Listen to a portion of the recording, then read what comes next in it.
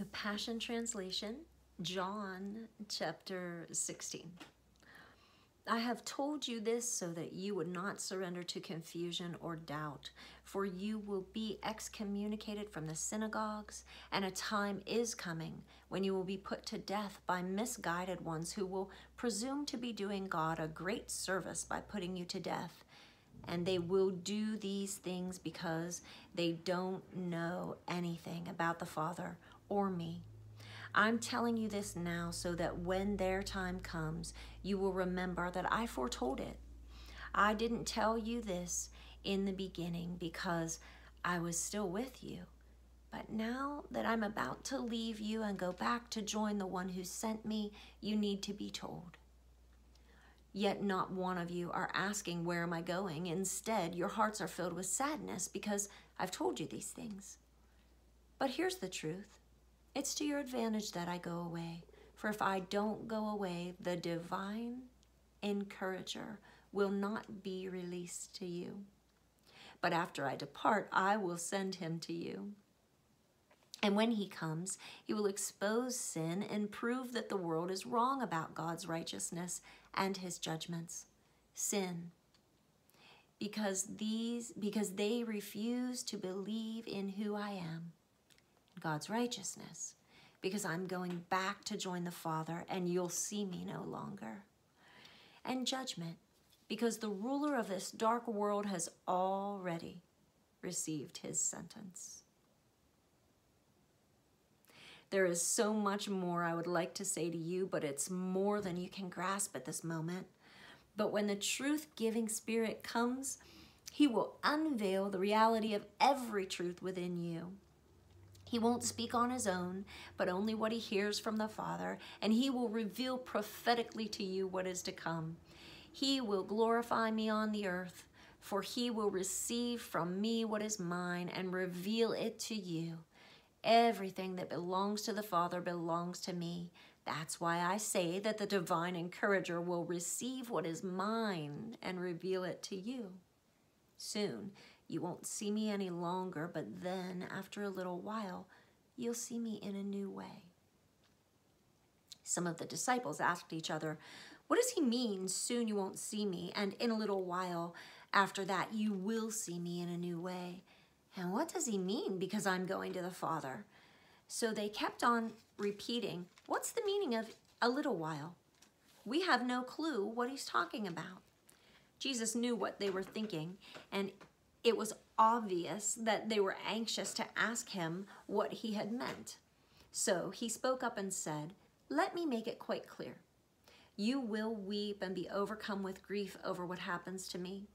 The unbelieving world will be happy while you will be filled with sorrow. But know this, your sadness will turn into joy when you see me again.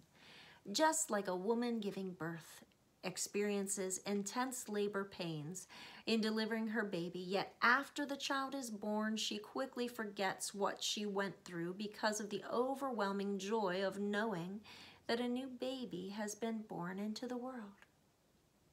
So will you also pass through a time of intense sorrow when I'm taken from you, but you will see me again.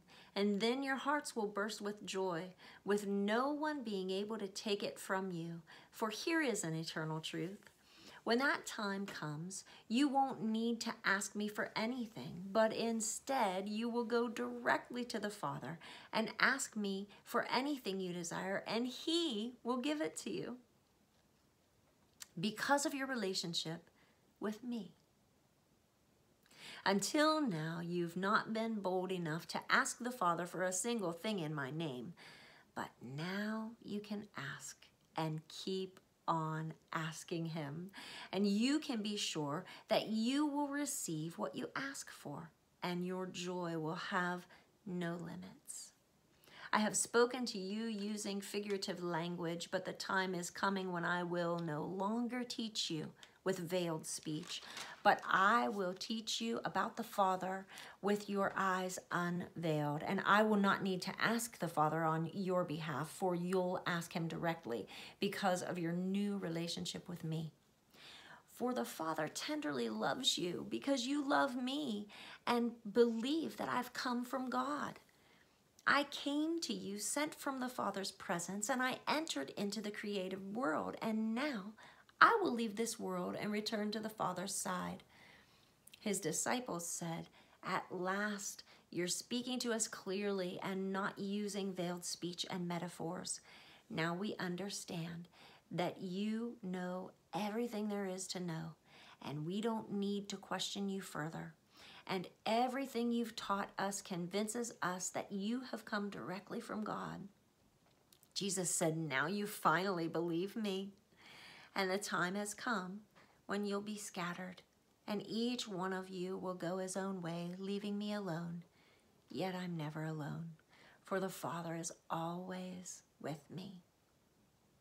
And everything I've taught you is so that the peace which is in me will be in you, and will give you great confidence as you rest in me. For in this unbelieving world you will experience trouble and sorrows, but you must be courageous, for I have conquered the world." And that concludes John chapter 16 in the Passion Translation.